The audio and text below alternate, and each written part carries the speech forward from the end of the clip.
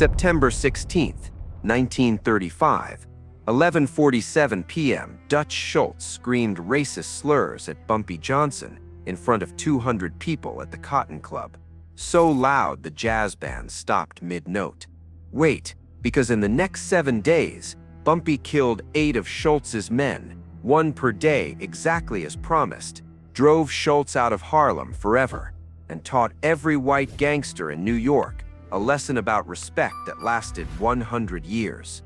The Cotton Club was packed that Monday night, over 200 patrons filling the tables, white downtown crowd mixing with gangsters and politicians and celebrities in the kind of scene that made the Cotton Club simultaneously the most glamorous and most dangerous nightclub in New York.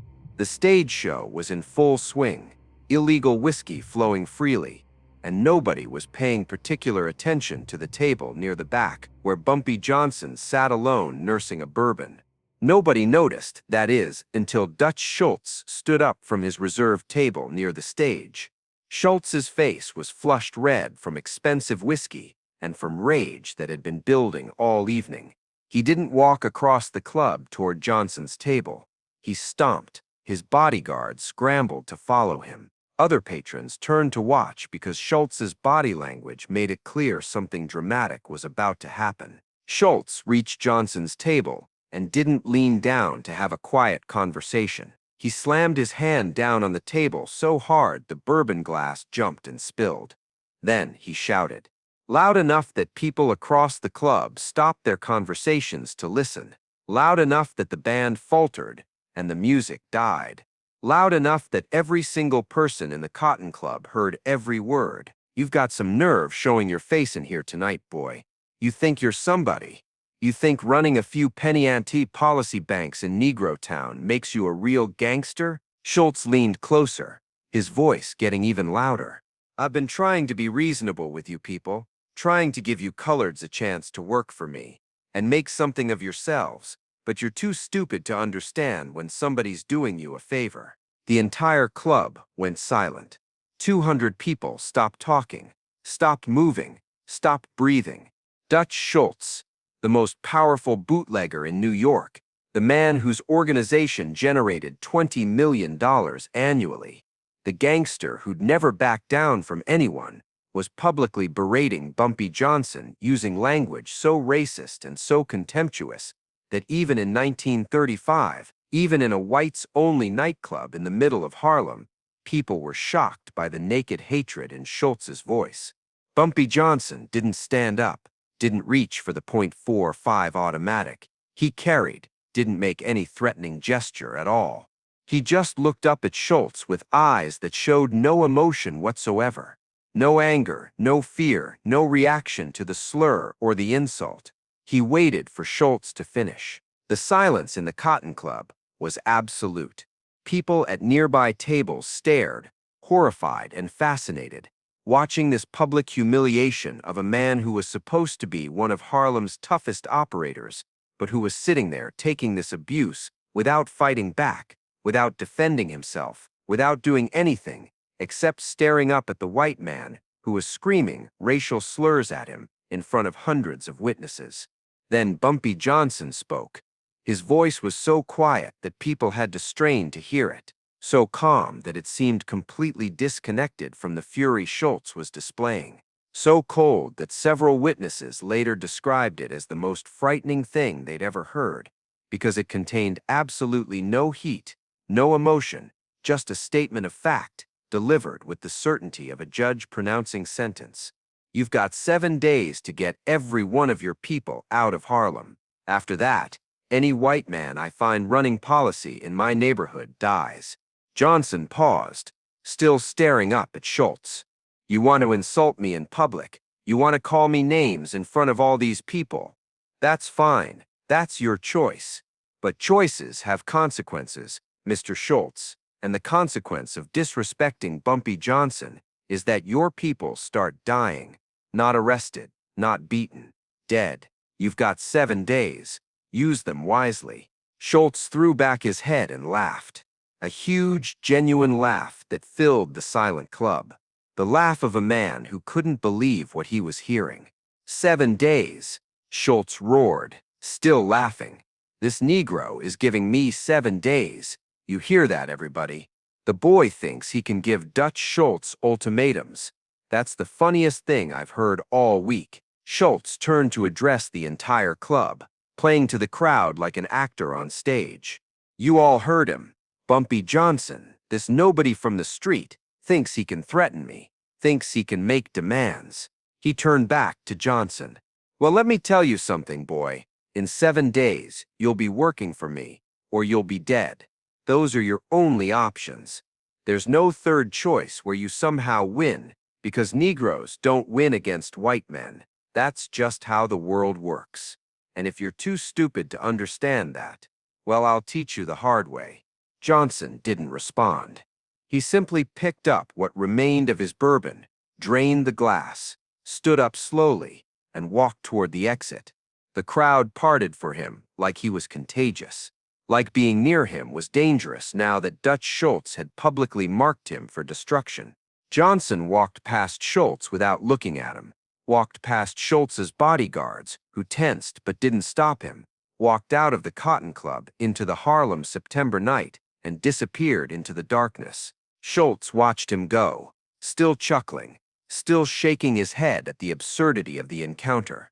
He returned to his table, ordered another drink, and spent the rest of the evening recounting the story to anyone who would listen, describing how he'd put that uppity colored boy in his place, how Johnson had just sat there taking it like all coloreds do when white men remind them who's really in charge.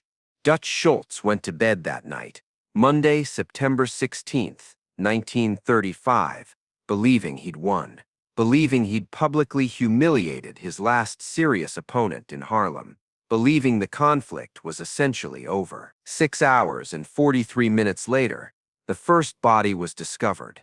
To understand what happened next, to understand how 8 men died in 7 days with such precision that it would reshape New York's criminal landscape for the next century, you need to understand what was going through Bumpy Johnson's mind as he walked out of the Cotton Club that Monday night.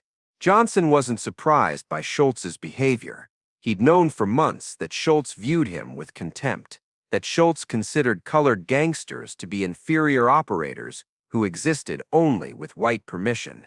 Johnson had been watching Schultz's Harlem campaign for 18 months, had watched Schultz drive Madame St. Clair into retirement, had watched him force Casper Holstein out of business, had watched him systematically destroy every other significant black operator through a combination of bribes, threats, and violence that was brutally effective. But Johnson had also been watching Schultz make mistakes, big mistakes, strategic errors that revealed fundamental misunderstandings about how power actually worked in Harlem. Schultz's biggest mistake was assuming that violence alone would be sufficient to control Harlem. He'd brought guns and money and white privilege, but he hadn't brought understanding.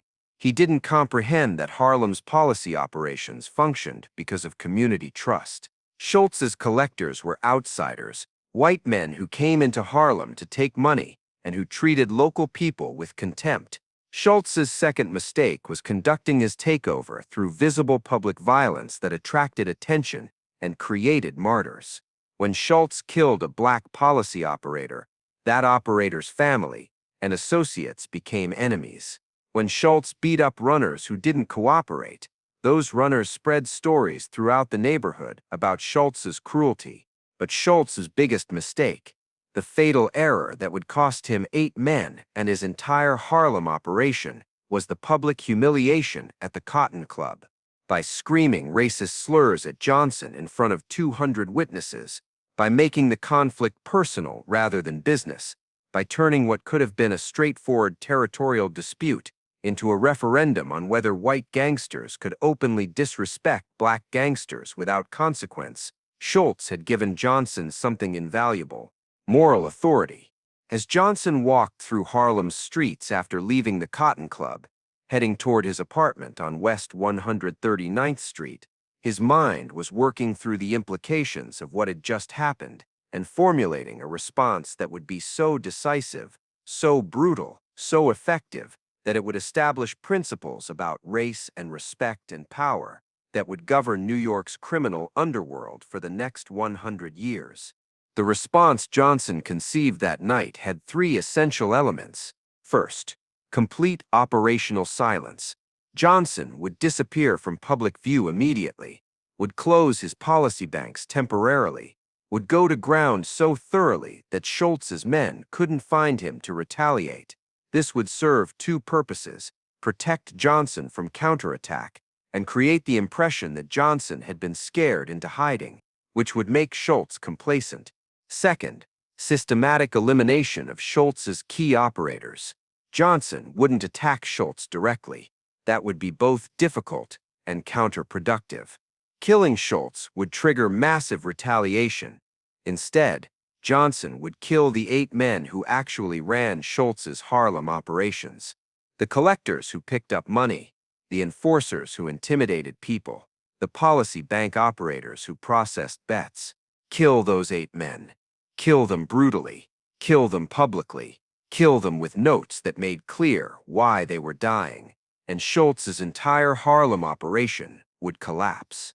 Third, send a message that would outlast this immediate conflict. This couldn't be just about driving Schultz out of Harlem. This had to be about establishing a principle that disrespecting black criminals, that using racist language, that assuming white superiority gave you license to treat colored gangsters with contempt, all of that would carry severe consequences. Johnson reached his apartment at approximately 1:30 a.m. Tuesday morning. Instead, he spent the next 4 hours meeting with his most trusted associates, men who'd worked with him for years, who'd proven their loyalty and capability, who would follow orders without asking questions. Johnson gave these men a list of 8 names, 8 of Schultz's key Harlem operators, the men who actually made Schultz's operation function. Johnson's instructions were precise. These 8 men die in the next 7 days, 1 per day, in order of the list. Kill them however you want, but make sure each death is discovered quickly, and make sure each body has a note counting down how many are left. He pulled out a playing card from his jacket pocket, the Ace of Spades, placed it on the table. Start with Vincent Malone tomorrow night, Tuesday. He's a collector, operates in Central Harlem, finishes his rounds around 11 p.m. Take him after his last pickup. Make sure he understands why he's dying. Then leave the body where it'll be found by morning. Pin this card to his shirt and write on it, 1 down, 7 to go. Leave Harlem. One of Johnson's men asked the obvious question, Bump, if we kill 8 of Schultz's people, he's going to come after us hard. He's going to try to kill you, kill all of us, burn Harlem down if he has to. How do we survive that? Johnson smiled. A cold smile that didn't reach his eyes. Schultz can't kill what he can't find. Starting tomorrow, I'm disappearing. You all keep your heads down, operate through intermediaries. Don't do anything that draws attention, except killing Schultz's people. He leaned forward. Schultz will be looking for me, looking for you, asking questions all over Harlem trying to find us.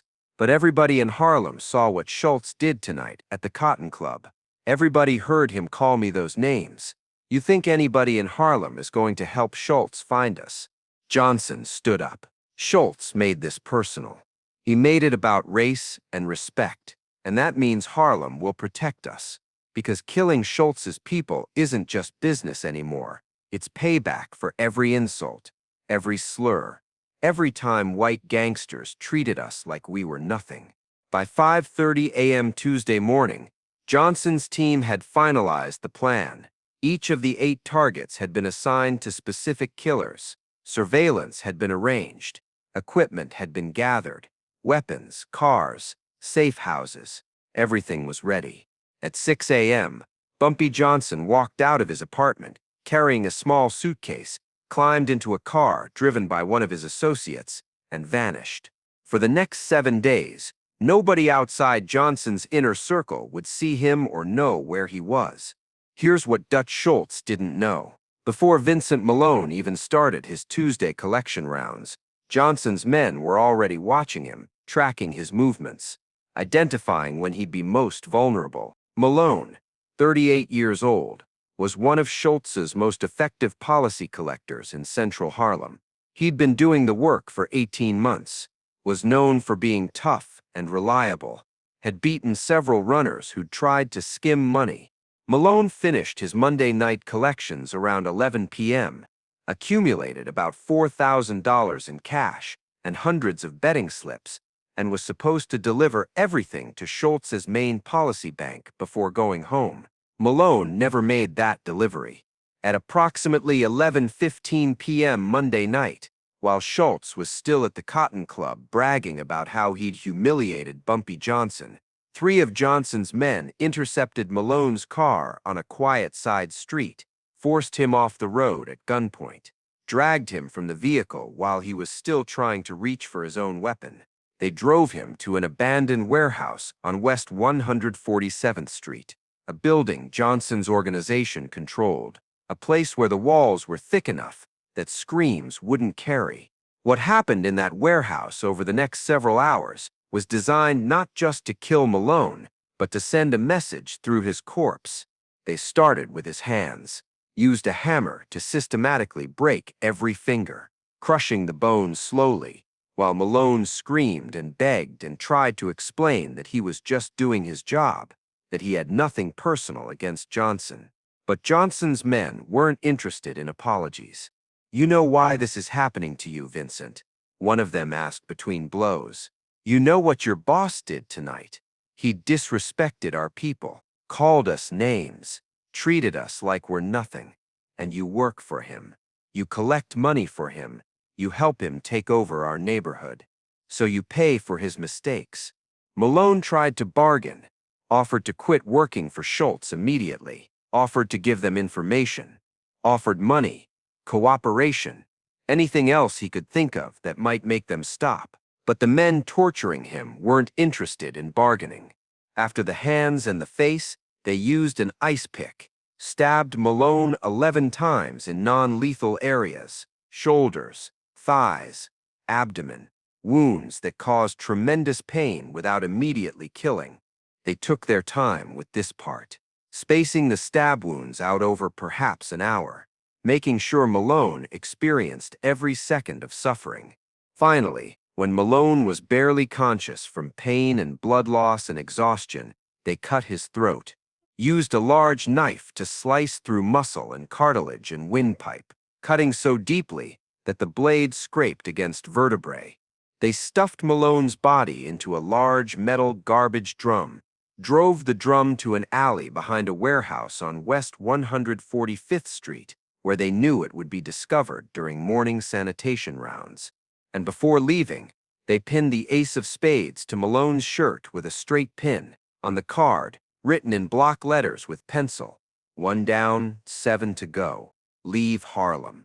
At 6:23 a.m. Tuesday morning, sanitation worker James Robertson found the drum, opened it to see why it was so heavy, discovered Malone's corpse, and immediately began shouting for help. Police arrived, pulled Malone's body from the drum, saw the extent of the injuries, read the note on the playing card. The message was clear. 7 more people were going to die, one by one, until someone, presumably Dutch Schultz, left Harlem as ordered.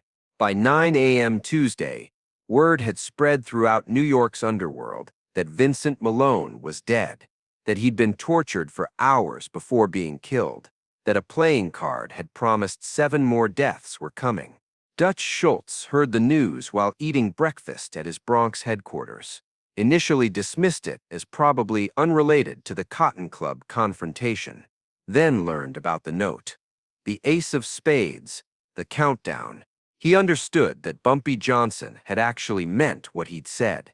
Schultz made a decision: find Johnson immediately and kill him. But Johnson had disappeared. His apartment was empty. His policy banks were closed. Nobody knew where he was.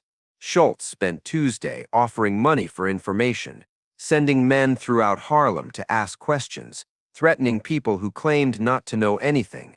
But Harlem's community, still furious about Monday night's public humiliation at the Cotton Club, refused to cooperate. Nobody would help the white gangster who'd called their people racial slurs find the black gangster who was killing his men in retaliation. Wednesday morning, September 18th, Dutch Schultz found an envelope slipped under the door of his Bronx headquarters. Inside was a note in the same block letters. 1 down, 7 to go. Your collector is dead because you disrespected us. The next one dies today. Pull out of Harlem or keep counting bodies. At 2:15 p.m. Wednesday afternoon, Raymond Red Sullivan's body was discovered in an abandoned building on Lenox Avenue, shot once in the back of the head, execution style. His 2 bodyguards, assigned to protect him after Malone's death, were found nearby, both shot multiple times. The Ace of Spades pinned to Sullivan's body. 2 down, 6 to go. Thursday morning, another envelope at Schultz's headquarters. 2 down, 6 to go. Every day you stay in Harlem, another one of your people dies. How many bodies will it take? At 9:40 p.m. Wednesday, technically early Thursday morning, Thomas Little Tommy Brennan was found in his apartment, stabbed 17 times with an ice pick, killed in the same methodical torture style that had characterized Malone's death. The Ace of Spades. 3 down, 5 to go. Last chance to leave.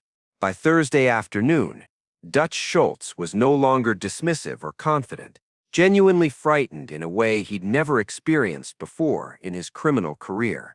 3 of his key Harlem operators were dead in 3 days, killed with precision that suggested careful planning and capability that Schultz hadn't anticipated. And the notes kept coming, kept counting down, kept reminding him that 5 more deaths were promised unless he withdrew completely from Harlem. Thursday evening, another envelope. 3 down, 5 to go. The next one dies tomorrow, then 4 more after that. Or you can pull out of Harlem today, and nobody else has to die. Your choice. Schultz called an emergency meeting with his top lieutenants, told them to find Johnson regardless of cost, to kill him and everyone associated with him, to burn down Harlem if necessary, but finding Johnson remained impossible, and Schultz's remaining Harlem operators were terrified. Friday brought 2 more deaths. Anthony Little Tony Benedetto, beaten to death in an alley. The Ace of Spades, 4 down, 4 to go. Joseph Joey Numbers Catalano, shot in the face in a crowded restaurant, while dozens of witnesses watched 2 colored men calmly walk in, execute him, and walk out before anyone could react. The Ace of Spades, 5 down, 3 to go. Leave now or die. Friday evening, another envelope at Schultz's headquarters, this one containing a message that was longer than the previous notes. 5 down, 3 to go. You want to know why your people are dying? Because you disrespected us. You came into our neighborhood, called us racial slurs, told us we're too stupid to run our own operations, treated us like we're nothing. You thought being white made you superior. You thought we'd just accept your insults and submit. You were wrong. Get out of Harlem. Never come back. Don't ever disrespect black men again. Saturday morning, Harold Bunny Weinstein, one of Schultz's top lieutenants who'd been coordinating the Harlem operation, was found shot in the back of the head in his car on West 47th Street in Midtown Manhattan, killed in broad daylight in one of the busiest parts of the city. The Ace of Spades, 6 down, 2 to go. Yours ends tomorrow. Dutch Schultz spent Saturday in a state of near panic, barricaded in his Bronx headquarters, surrounded by bodyguards, sending messages to his remaining Harlem operator, Patrick O'Brien, telling him to go into hiding to survive Sunday. O'Brien spent Sunday in a safe house in the Bronx, protected by 4 armed guards. But at 8:47 p.m. Sunday evening, a woman knocked on the door, claiming to have the wrong apartment. When a guard opened the door, she threw a gasoline bomb inside. The apartment erupted in flames. The guards ran for the back exit and were immediately cut down by shotgun fire from men waiting in the alley. O'Brien tried to escape through a window, but was shot before he could climb through. His body fell back into the burning apartment. When firefighters extinguished the blaze and recovered O'Brien's badly burned corpse, they found an ace of spades, partially burned but still legible. 7 down, 1 to go. Harlem belongs to Harlem. Here's what nobody realized until years later. Bumpy Johnson had left one man alive on purpose, Michael Marty Delaney, a low-level enforcer who'd been present at several of the killings but had been spared each time. Sunday night, after O'Brien's death, Delaney received a visit from 2 of Johnson's men. They didn't kill him. They gave him a message. "You're going to walk into Dutch Schultz's office tomorrow morning," one of them said. "You're going to tell him that 7 of his men are dead. You're going to give him this." They handed Delaney an ace of spades, blood-stained. "You tell Schultz that Bumpy Johnson kept his promise. 7 days, 8 men. And if Schultz doesn't close every operation he has in Harlem by Tuesday night, Bumpy starts killing his people everywhere. Not just Harlem, Bronx, Brooklyn, Manhattan. 1 per day until Schultz is completely out of our neighborhood." Delaney's hands were shaking as he took the card. "And Marty," the man continued, "you tell Schultz this is what happens when you disrespect black men. You tell him that respect isn't given, it's earned, and he just paid for his lesson with 8 bodies." Monday morning, September 23rd, Marty Delaney walked into Dutch Schultz Bronx headquarters, placed the blood-stained ace of spades on Schultz's desk. Schultz stared at the card, then at Delaney. "Where are the others?" Schultz asked quietly. "Dead," Delaney whispered. "All of them. 7 in 7 days, just like he promised." Schultz picked up the card, turned it over in his hands. "Did you see him, Johnson?" "No. Nobody's seen him. He's been gone the whole week. But his people," Delaney's voice broke. "They said if you're not out of Harlem by tomorrow night, they start killing your men everywhere. 1 per day. Forever." Schultz looked at the card for a long moment. Then he made a decision. "Call everybody. Tell them to shut down everything in Harlem. Policy banks, collections, everything. We're pulling out." One of his lieutenants spoke up. "Boss, we've invested 18 months. I don't care." Schultz slammed his hand on the desk. "You know what it costs to go to war with someone who's not afraid to die, someone who's smarter than you, someone who has an entire neighborhood behind him." He shook his head. "It costs everything. And for what? Numbers money. There's easier money." By Tuesday evening, every one of Dutch Schultz's Harlem operations had been shut down. He'd pulled his people out completely, abandoned 18 months of work and substantial investment, retreated from Harlem rather than continue losing men to an opponent who demonstrated the capability and the will to kill indefinitely. The story spread throughout New York's criminal underworld, retold in every speakeasy and policy bank and mob social club. Dutch Schultz had publicly humiliated Bumpy Johnson at the Cotton Club, had called him racial slurs in front of 200 witnesses, and within 7 days, 8 of Schultz's men were dead, and Schultz had been driven out of Harlem by a black gangster who'd proven that disrespect carried fatal consequences. The lesson lasted not just years, but generations.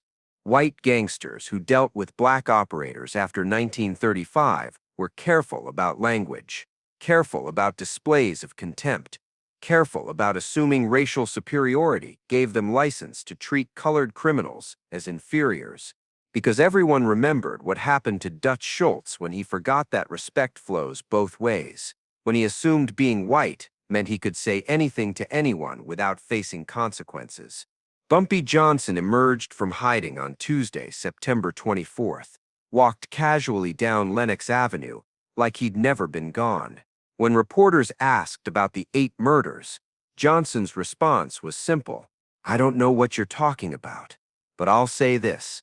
Harlem protects its own. Anybody who comes here disrespecting our people, calling us names, treating us like we're nothing, they learn that choices have consequences." He paused. Dutch Schultz made his choice Monday night at the Cotton Club. He chose to disrespect me in public, and he paid for that choice with 8 of his people. That's just how it works. You disrespect black men, you pay the price. Johnson pulled an Ace of Spades from his pocket, the original card he'd shown his men that first Tuesday morning. He held it up for the reporters to see. Remember that, and you'll live a lot longer. 1 month later, October 23rd, 1935, Dutch Schultz himself was killed in Newark by hitmen sent by other white gangsters who decided he was too reckless, too dangerous, too likely to bring heat on all of them. And Bumpy Johnson, he took over Schultz's former operations, built them into an empire, became a legend. Not just because he'd driven out Dutch Schultz, but because he'd established a principle that would govern criminal interactions for the next century. Don't ever disrespect black men. Not in public, not in private, not if you want to keep breathing. I was there that night, a witness told a reporter in the 1970s, at the Cotton Club. When Schultz started screaming those words, I thought Bumpy was finished, but Bumpy didn't even blink. He just sat there with that stare, the one that made men check their life insurance. And I knew Schultz had just made the worst mistake of his life. September 16th, 1935. 200 people watched one insult. 8 men died in 7 days, and Harlem was never the same. If this story hit you, smash that subscribe button. We're telling the Bumpy Johnson stories history forgot. Drop a like if you think Bumpy was the smartest man in Harlem.